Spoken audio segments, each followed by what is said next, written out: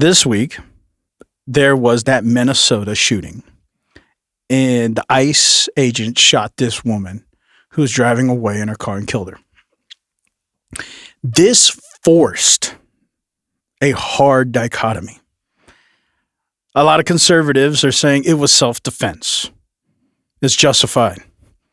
A lot of liberals are saying it's murder. It's not justified. You have to choose a side. And this narrative is forcing an agenda. You support America and dysfunction, or are you not? That's the hidden abstraction. You think you're fighting a moral construct. Well, that's just murder. No, you're fighting this narrative construct.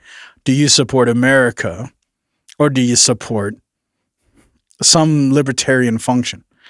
And that's the hidden narrative. And this is why, if you stay on this side, everybody over here is going to say, you're anti-American. And everybody over here is going to say, you are a fascist. And that's the overarching PSYOP. So I'm going to play the clip, which I'm sure you guys all see. But this is how ridiculous it is. These kind of events happen every day. But why do you think they choose? And who's choosing this?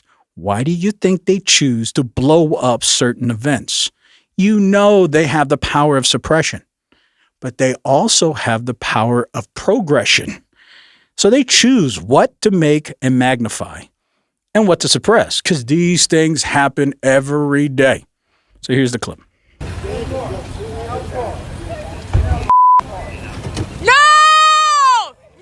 That's it. So the argument is, I'm going to play this again. So this agent, so there's this woman, she was blocking the road so the agents couldn't go to the other side. So the agents came up to her car and they told her to get out. And then there's another agent that walked in front of the car. And so she starts driving away. The guy walks away because he doesn't want to get ran over. And as she pulls away, he says, I was fearing for my life. So he reaches over, sticks it into the window and shoots her because he was fearing for his life. I would say if she's coming right at me, I'd be shooting straight into the windshield. That would make sense. But no, you moved out of the way. She drove this way and you stuck your hand into the front driver window and you're fearing for your life. It sounds like you already moved out of the way. But that's the argument at hand, and this is why it's a side. But this is the narrative. Now you have to pick a side. Do you support ICE or do you support the woman? And do you think that this is murder, overreach? And this is simple. These kind of things happen every day. This is why I think this is so ridiculous. It's tragic, right? I don't want to minimize that. It's tragic. Somebody died. And even psychologically for the people who shot the woman, that's traumatic, killing somebody.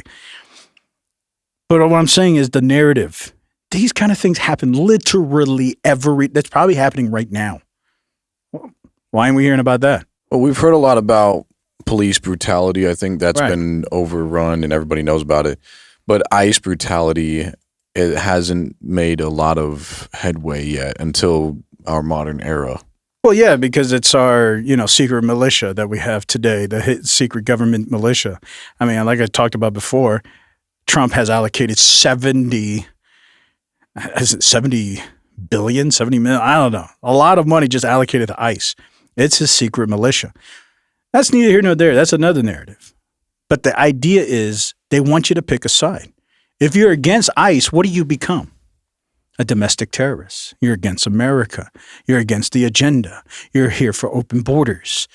Even though you may not. You just may say, I don't want to support what the ICE agents are doing. Oh, yeah, you're not American.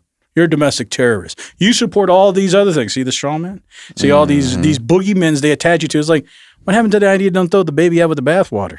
No. If you're against one thing, you're against everything. And this is why these false narratives happen. And so you're forced to pick a side. You have a federal law enforcement official engaging in federal law enforcement action. That's a federal issue. That guy is protected by absolute immunity. He was doing his job. I think he also asserted that because you work at the federal government that you somehow have absolute immunity from committing crimes. That's not true in any law school in America, whether it's Yale or Villanova or anywhere else. That's not true. If you break the law, if you do things that are outside the area of what your job responsibilities require. And this clearly seems to be, at the very least, this is great. At the most is what you heard people say back here. This is a problem and it should be investigated. The president stands with ICE. I stand with ICE. We stand with all of our law enforcement officers. And part of that is recognizing that you people in the media, not everybody in this room, but many people in this room have been lying about this attack. She was trying to ram this guy with her car. He shot back. He defended himself. He's already been seriously wounded in law enforcement operations before, and everybody who's been repeating the lie that this is some innocent woman who was out for a drive in Minneapolis when a law enforcement officer shot at her, you should be ashamed of yourselves. Every single one of you.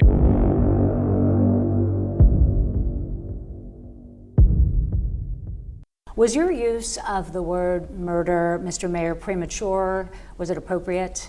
I think that it was appropriate. I think that it's factual. I think that if anyone watches that video, they will come away from it with the same conclusion, no matter how it's being mischaracterized by those in the federal administration. Vice President yesterday suggested that Renee Good, who was killed by this ICE officer, was part of a broad left-wing network.